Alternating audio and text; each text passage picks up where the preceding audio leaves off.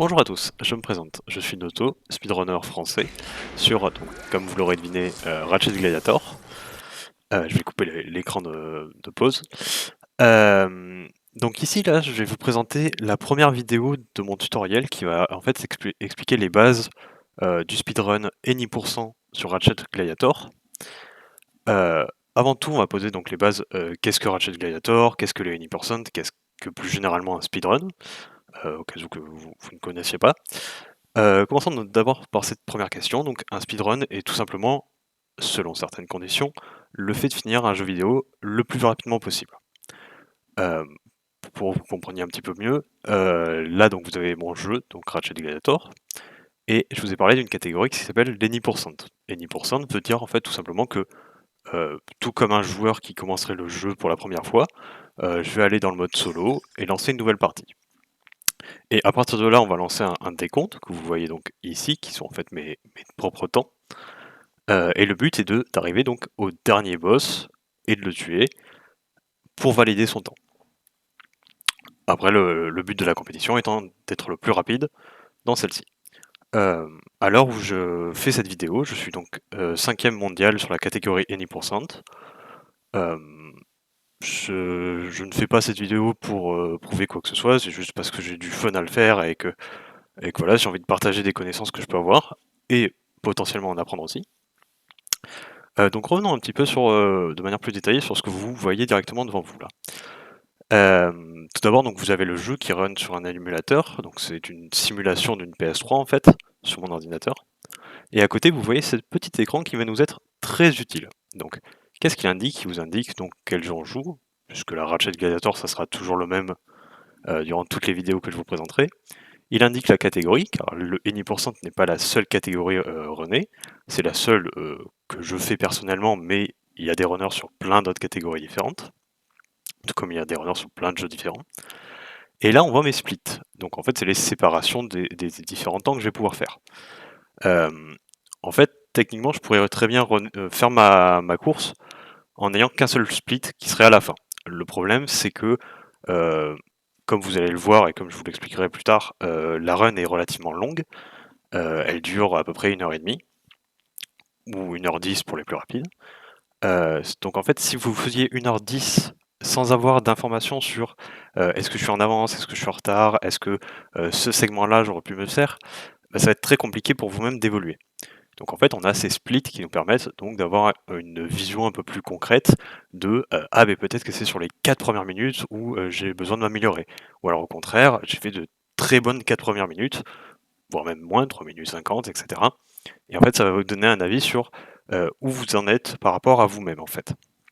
Ou alors vous pouvez même comparer au détenteur du record du monde ou à un autre runner, enfin vous pouvez faire un petit peu ce que vous voulez grâce à ce logiciel. Le but n'est pas de vous présenter en détail le logiciel. Je ferai peut-être une vidéo dessus s'il y a un besoin ou si j'en ai envie. Mais c'est pas ça le but ici. Le but là, c'est de faire une vidéo un petit peu de base. Ça va être probablement potentiellement la vidéo la plus longue parce que voilà, je vais poser les bases du jeu, notamment tout ce qui va être le gameplay et quels éléments nous on va pouvoir améliorer en speedrun en fait. Donc tout simplement, je vais lancer une nouvelle partie comme si j'allais lancer une marun. Il faut savoir donc qu'il y a différentes difficultés. Donc vous voyez les 4 principales qui sont déjà débloquées au début du jeu, et une 5e qui se débloque quand vous avez fini le jeu. Donc nous on s'en fiche parce que de toute façon le Any% vous autorise à jouer dans la difficulté que vous voulez, et donc évidemment pour que ce soit plus simple pour nous, on va jouer dans la difficulté la plus basse. Il faut pas se faire surprendre parce qu'en fait le jeu, même dans la difficulté la plus basse, peut nous tuer et peut nous surprendre très très vite. Je vous expliquerai ça au moment voulu, parce que globalement la run est assez longue et on va avoir besoin de la découper. Donc là on arrive dans la première phase de tutoriel. Il y a un petit glitch qu'on peut faire qui gagne une quinzaine de secondes sur la run.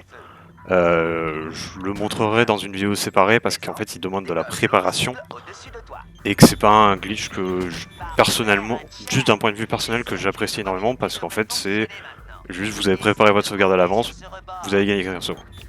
Voilà, c'est quelque chose que j'apprécie pas, mais c'est tout à fait autorisé. Donc là je vais faire un petit arrêt dans le tutoriel pour vous montrer donc toutes les informations qui sont importantes à voir sur cette run. Dans le coin en bas à gauche, donc là vous voyez il n'y a absolument rien, ce qui est super, que je vous indique rien alors qu'il y a plein d'informations visibles, mais en fait ça sera un endroit que vous verrez plus tard avec ce qu'on va appeler les robots qui vont nous accompagner.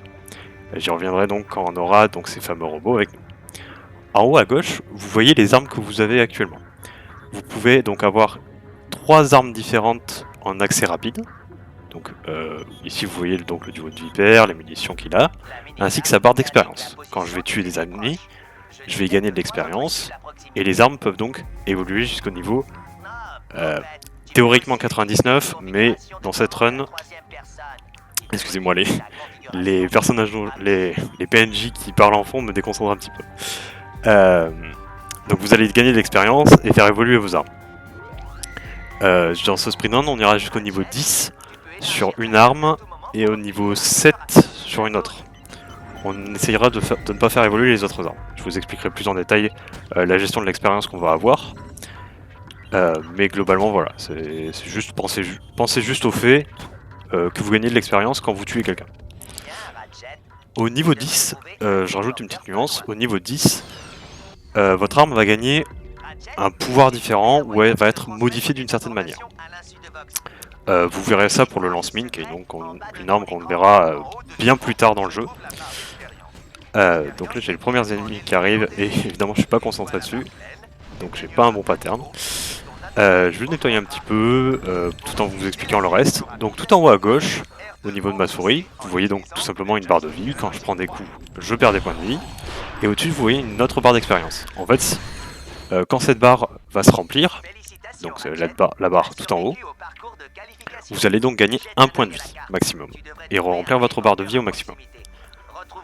Il n'y a pas grand chose de plus à rajouter, le jeu étant dans la difficulté la plus basse, quand on aura un certain nombre de points de vie, ça sera très dur pour nous de mourir, même si ça peut arriver. À droite, vous avez ce qu'on appelle donc les boulons. Si vous avez déjà joué à un Ratchet & Clank, c'est la monnaie qui est utilisée dans ces jeux-là. Et donc c'est la monnaie qui va nous permettre de récupérer des munitions et notamment acheter des nouvelles armes ainsi que des modificateurs. Les modificateurs, j'en parlerai dans 3 ou 4 vidéos, vous en préoccupez pas pour l'instant. En bas à droite, vous avez donc une minimap avec vous-même en vert, les ennemis en rouge, évidemment il n'y en a pas quand je vous le montre, et en bleu l'objectif. Petit point sur l'histoire, parce que là je vous ai lâché un petit peu sans vraiment avoir du contexte. Si vous avez joué aux 3 premiers Ratchet & Clank, en fait on se situe après ces 3 là. Si vous n'y avez pas joué, pour vous résumer grossièrement, le personnage qu'on contrôle s'appelle Ratchet, c'est un Lombax, c'est une des races présentes dans la galaxie de cet univers. Vous avez peut-être pu entendre Clank dans votre micro, enfin dans vos enceintes,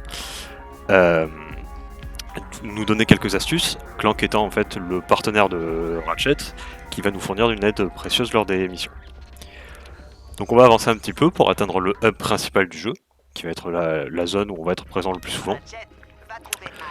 Qu'est-ce qu'on va y trouver dans cette zone ? Là où je me trouve, un peu plus tard, on aura accès à différentes planètes, qui sont en fait les planètes que vous voyez ici. Je parlerai un petit peu plus tard dans cette vidéo de comment on va les débloquer.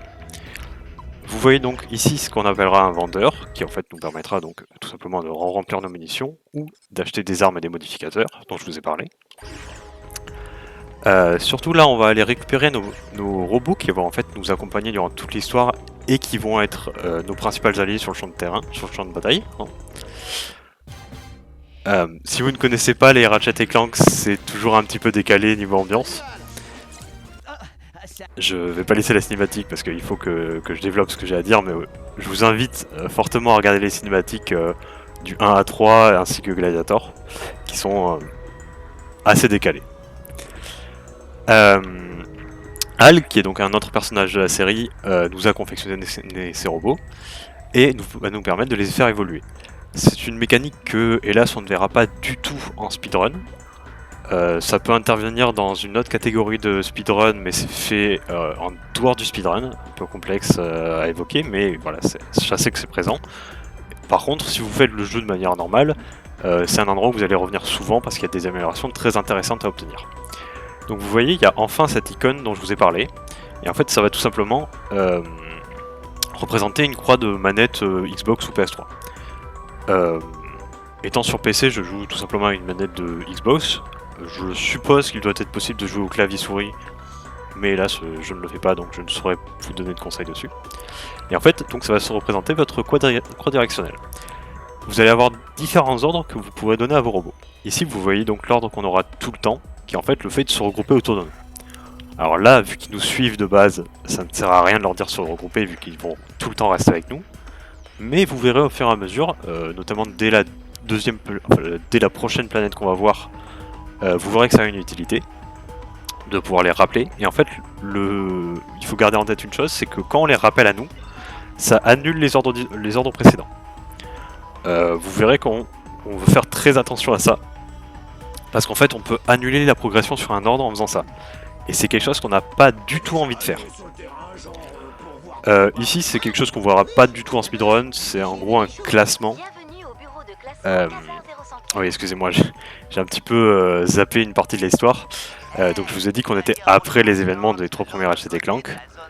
En gros, Ratchet & Clank ont sauvé 3 fois la galaxie de menaces différentes. Et en fait, ils se retrouvent donc là dans la station Dreadzone. Ils ont été kidnappés tout simplement par l'agence Dreadzone, qui est en fait une agence tout simplement de gladiateurs capturant des héros dans la galaxie pour les forcer à se battre entre eux. Donc nous, il y aura ce classement qui va être présent. Et vous pouvez voir les 4 exterminators, qui sont en fait les boss qu'on va affronter au fur et à mesure. Donc il y a tout un système de points de terreur. Et donc là, je vais revenir sur les planètes. En fait, quand vous allez commencer le jeu, vous commencez donc à 0 point de terreur. Et chaque planète que vous voyez ici vont demander un certain nombre de points d'exterminateur pour être débloqués. Il y aura peut-être des noms qui vont vous interpeller, tels que Qualification, Avenger, Crusader, Vindicator et Liberol, qui ne sont en fait pas des planètes, mais littéralement ça va être des épreuves à passer sur cette station que vous voyez tout autour de moi. Ça va être en fait les boss exterminators que vous voyez ici. Donc on va aller voir Clank pour déclencher la prochaine cinématique et faire l'avancement de la qualification. Parce qu'en fait oui, là on est déjà dans la première étape qui est la qualification. Donc généralement les étapes de qualification, donc les étapes de tournoi pardon, je viens de vous citer, généralement vont se passer sur Dreadzone, donc la station, et vont consister en une série de combats plus des défis un petit peu variés. Donc là normalement on va arriver sur notre premier glitch, c'est-à-dire que là on devrait nettoyer l'arène pour pouvoir avancer, pour qu'il y ait des plateformes qui se lèvent au-dessus de la lave. Mais nous on est en speedrun et le but c'est d'aller vite. Donc je vais vous parler de la première mécanique qui est intéressante dans le jeu. C'est-à-dire que dans le jeu de base, quand vous jouez normalement, vous pouvez faire un saut, un double saut, ou alors un double saut et une attaque en l'air. Cependant, lorsque vous lancez l'attaque en l'air, eh bien en fait vous ne pouvez plus ressauter à partir de ce moment-là. Ratchet va rentrer dans une animation qui ne pourra pas être annulée, et en fait qui va vous faire chuter assez vite tout en faisant une attaque devant lui. C'est relativement utile dans le jeu normal parce qu'en fait c'est une attaque qui fait assez mal. On l'utilisera à quelques moments précis où on en aura besoin. Mais en fait, nous, avec un petit glitch que je vais vous expliquer, on va pouvoir ressauter au-dessus. Donc je vous montre un saut, un double saut avec une attaque. Et en fait, nous, pendant l'attaque, si on met pause à n'importe quel moment de cette attaque, on va pouvoir donc aller dans le menu des options, dans les options de commande, et en fait, une fois qu'on a atteint ce menu, c'est un petit glitch ou un oubli des développeurs, mais en fait Ratchet, sa position, elle est un petit peu réinitialisée. Et c'est-à-dire qu'il a le droit de refaire une attaque. Et en fait, il ne va pas rester exactement sur place. Il se décale légèrement quand il fait cette attaque. Et en fait, on va se servir de ce décalage. Vous voyez, là, j'ai gagné un petit peu de hauteur. Donc, en fait, si on l'enchaîne, on peut gagner théoriquement une hauteur infinie. C'est-à-dire, tant qu'on le fait, on peut gagner de la hauteur.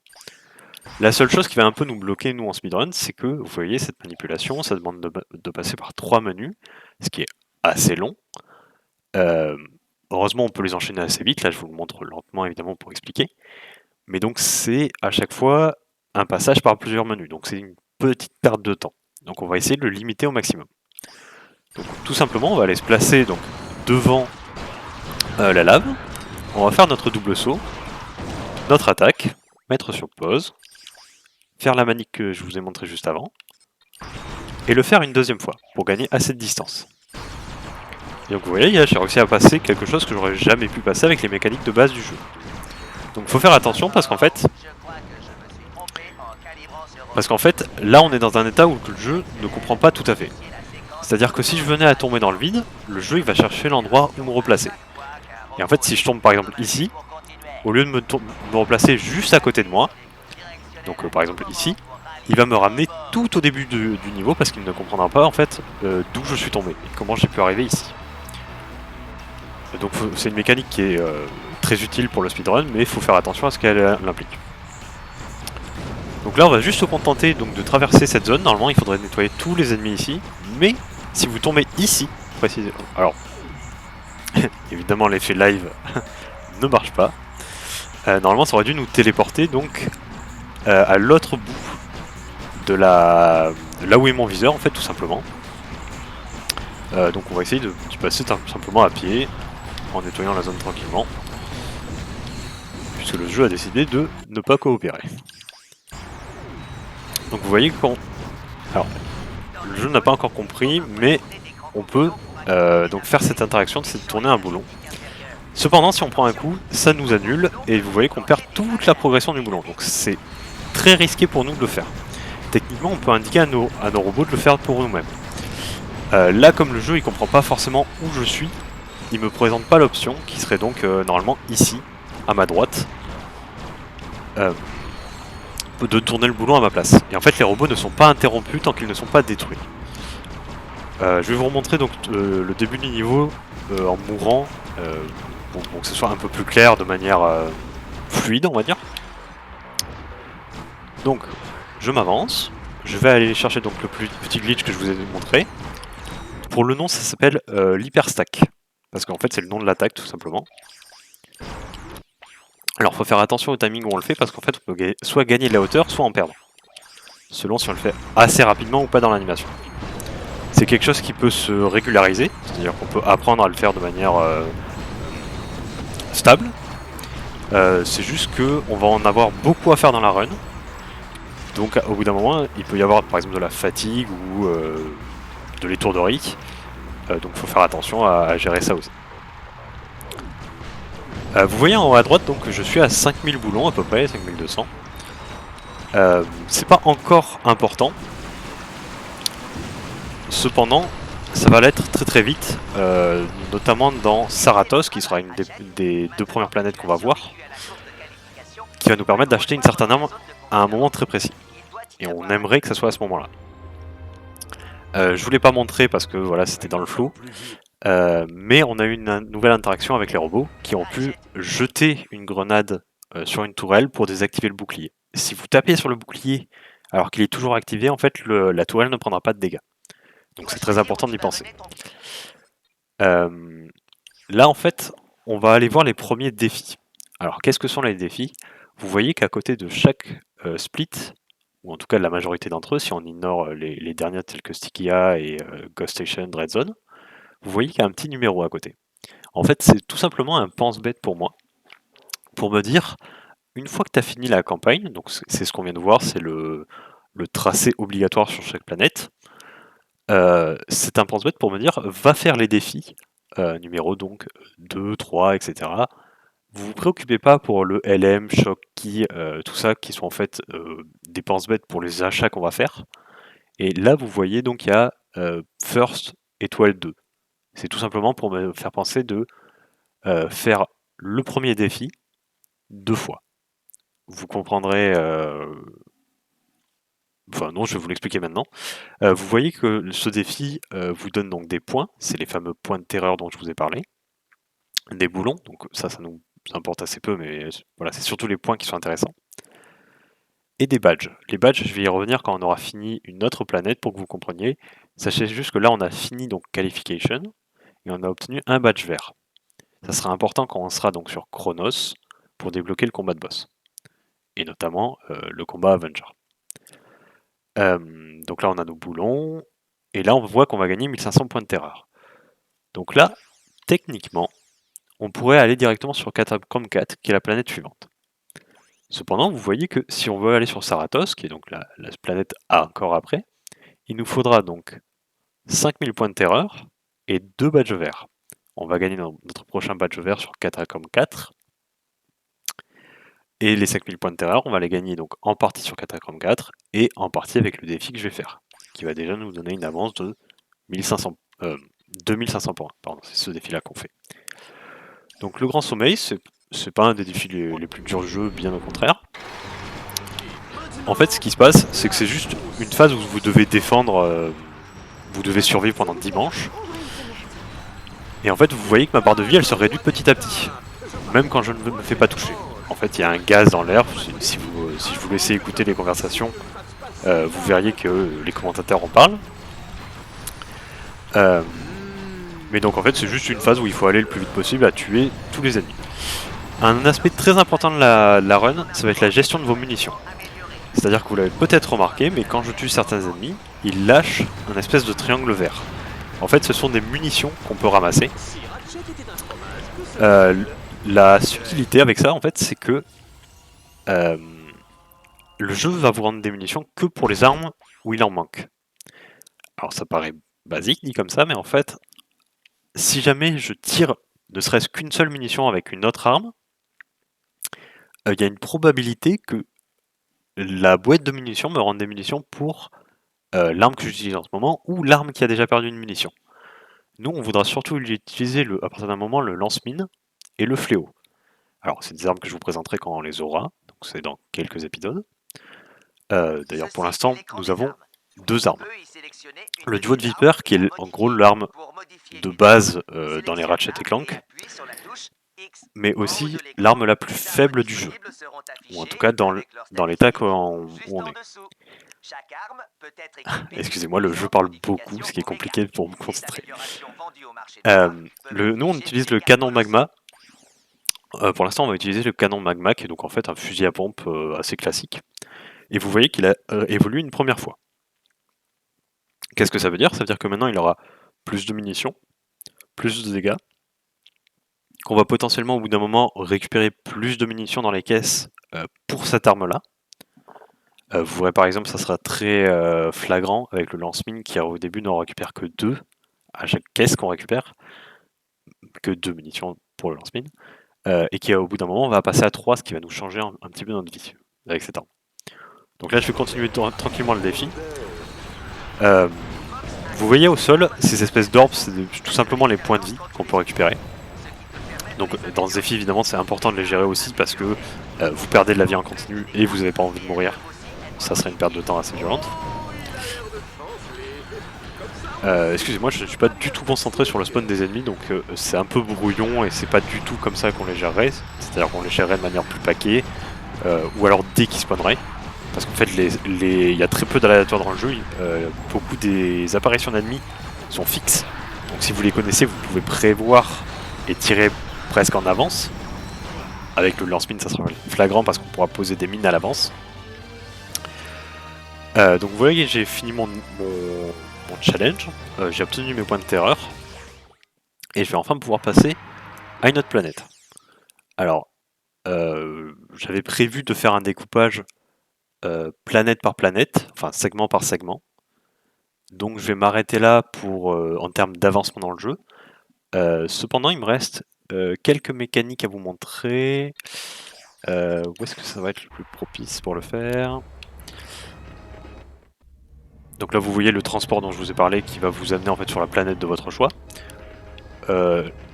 Petite subtilité en speedrun, en fait, on va jamais passer par le transporteur, on va juste passer par ce raccourci qui est beaucoup plus rapide pour nous, vu qu'on n'a pas besoin de se déplacer. Je vais revenir un petit peu sur les mouvements, c'est-à-dire que donc, je vous ai expliqué qu'on avait donc ce glitch qu'on pouvait faire avec le menu. Je vais revenir rapidement dessus parce qu'en fait c'est une mécanique qu'on va voir sur presque toutes les planètes. sauf en peut-être Stygia, qui est une planète où il y a énormément de phases en véhicule. Vous verrez ce que sont les phases en véhicule à ce moment-là. Donc en fait, je vais revenir un petit peu sur le timing pour utiliser au mieux cette stratégie. En fait, faut bien comprendre que vous pouvez le faire à tout moment, mais ça sera pas aussi rentable à chaque instant. C'est-à-dire que nous, on veut vraiment le faire au tout début de l'animation. Donc en fait, au niveau des inputs, c'est-à-dire des touches que moi je dois appuyer, alors je vais utiliser les touches d'une manette de Xbox pour vous parler, mais évidemment vous pouvez faire la conversion de votre côté avec le croix, carré, rond, triangle d'une manette de PS3, ça ne change absolument rien sur ce qu'il y a à appuyer. Donc en fait, pour la séquence que je répète en boucle quand je veux faire ce glitch, c'est tout simplement A, donc le double saut, suivi d'un X, suivi instantanément d'un select. Donc en rapide ça donne A, X, select. Donc on va se positionner sur option parce que c'est là qu'on va aller chercher les options de commande. Une fois que j'arrive sur ce menu, ça va être triangle, select, croix, pardon, triangle, select, carré pour l'attaque, et reselect. Donc là, quand vous êtes sur ce menu-là, c'est select, carré, select.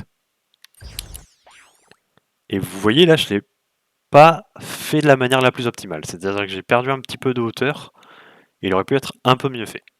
Donc si j'essaie de le refaire, là vous voyez, je l'ai fait extrêmement tard. Et donc j'ai perdu énormément de hauteur. En fait, c'est une mécanique un petit peu dure à expliquer et beaucoup plus facile à comprendre une fois qu'on a la manette en main. Mais c'est-à-dire que le retard que vous avez pris sur le précédent saut, vous allez l'avoir au tout début du suivant. Donc en fait, vous allez toujours commencer en le faisant le plus rapidement possible, ça ne va pas changer. Mais en fait, si vous prenez du retard sur un saut, vous allez le sentir au saut d'après. Donc là, par exemple, si je me rattrape, ça va faire...